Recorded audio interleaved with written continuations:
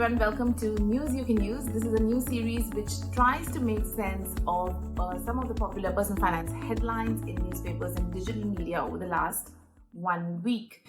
Just for the individual average investor / taxpayer to see if any of it impacts their money life.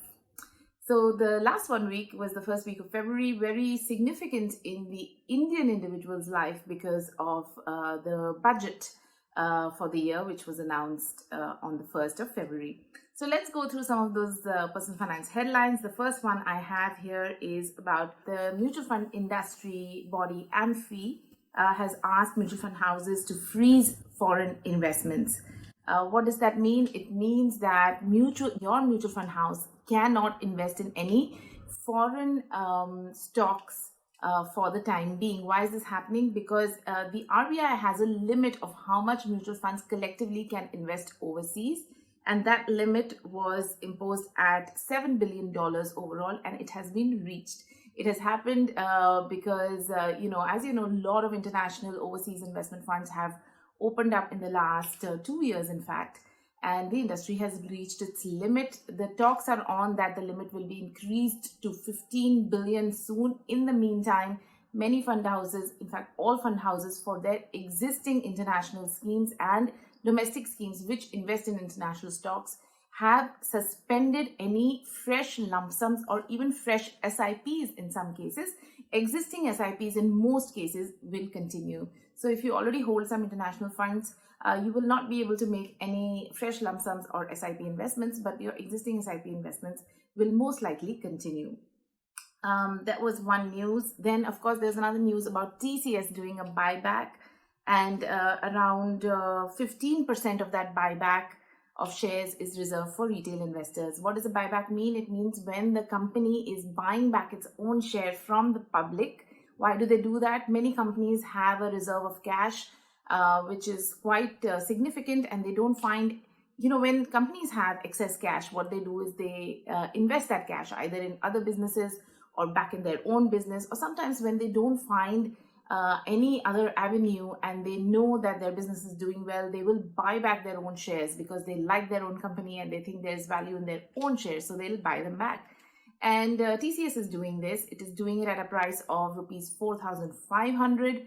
When it announced the buyback, the share price was just under rupees 3,800. So that's like a 20% gain for retail investors over a period of 2 to 3 months.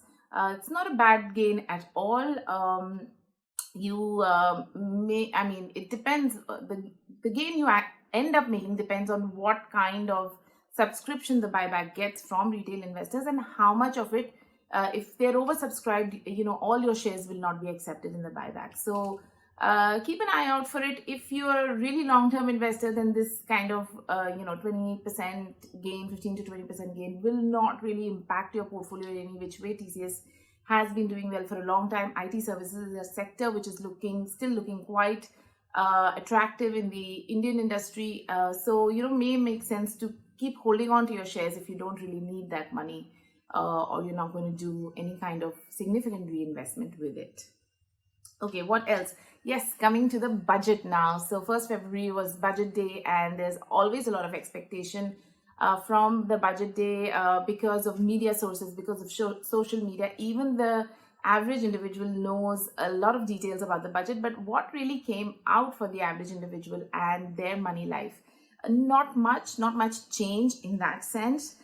Some changes for senior citizens with differently abled children. There's some kind of tax breaks. Also for state government employees, some kind of tax breaks. But overall, nothing much was touched on the tax front. So life continues as usual. What will impact you is perhaps the crypto tax that the government has spoken about. Now, that's a big one. We'll speak about it in a bit. Also, the main announcement in the budget was the focus on capital expenditure, or what everybody is calling CapEx. CapEx is just capital expenditure. It is the money the government spends on things like infrastructure, roads, port building, all those kind of things. And the government has significantly increased the amount that they intend to spend for the next financial year, which is April 2022 to March 2023. Now, what will happen? What does this have to do with you and your money life? Well, a few things happen when the government starts spending on ground, when they start building roads, when they start building infrastructure.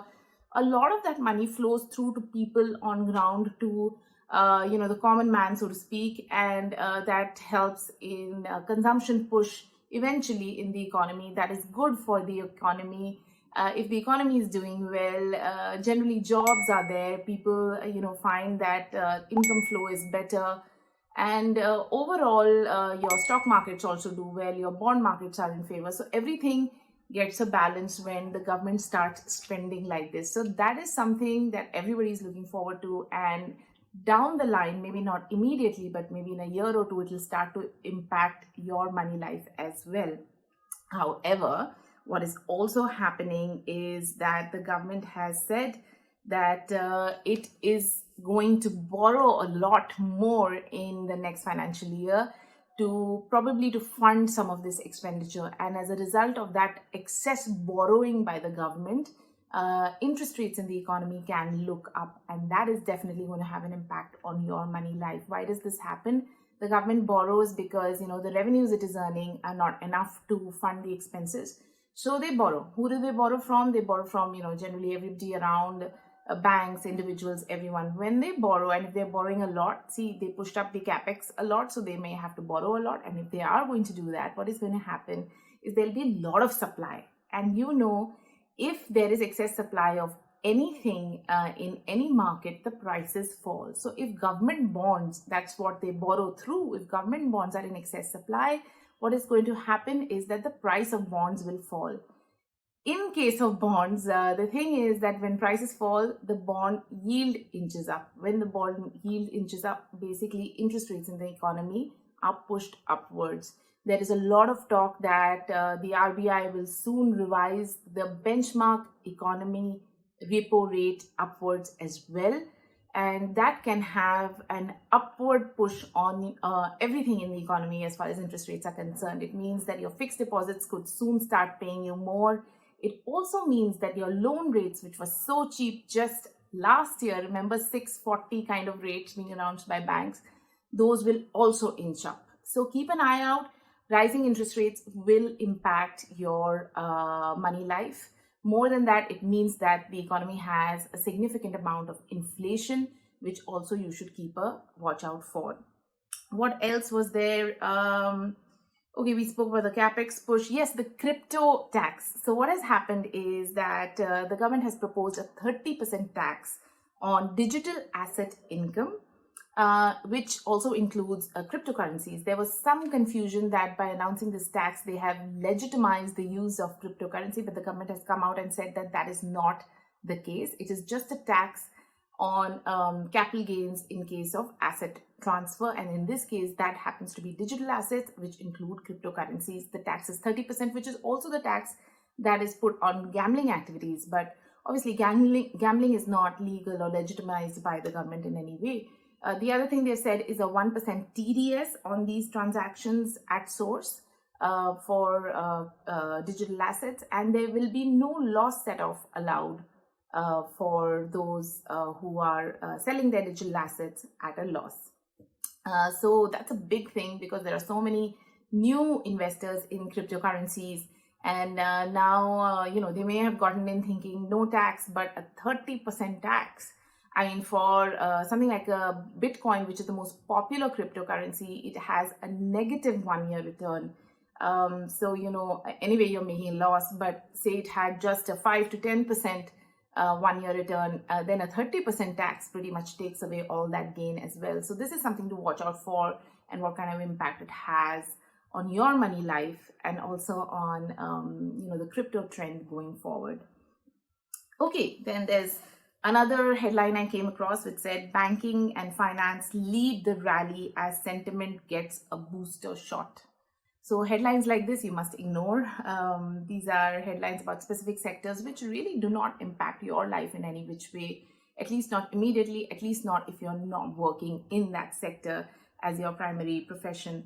Another headline was similar: tech-focused funds outrun other equity peers in the last kind of 5-year returns.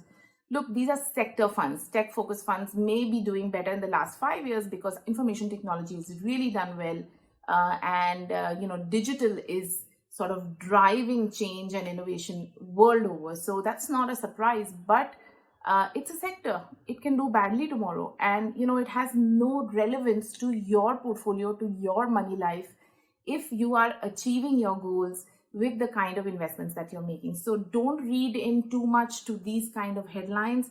They are confusing. They make you want to own what is doing better, but that may not be better for your money life.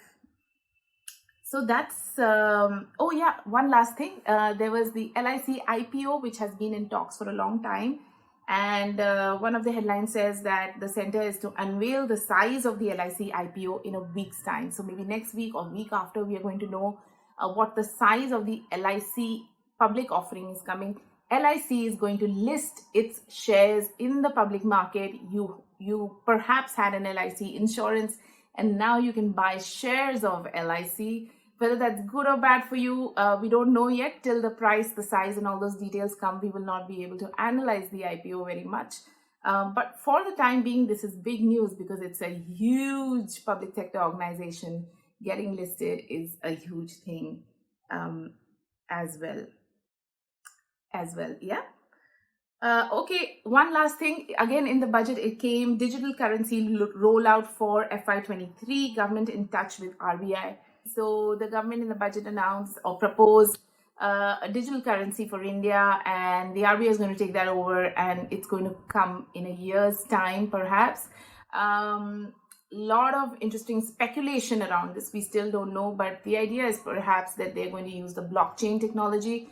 Otherwise, the need for a digital currency, is kind of baffling because we are using our rupee in the digital format through all kinds of, digital infrastructure, UPI being the most widely used and the most convenient of it all. So I don't know what the need for a separate digital currency is and how it will be different than using UPI. We don't know, but it's happening. So let's keep an eye out for it, and it can very well impact our money lives, make it more convenient, make it more transparent, make it more trackable. Let's see what's in store for that. Thank you very much. That's it from me for this week. Tune in for news you can use next week as well to get a roundup of all the personal finance news that can impact your money life. Thank you very much.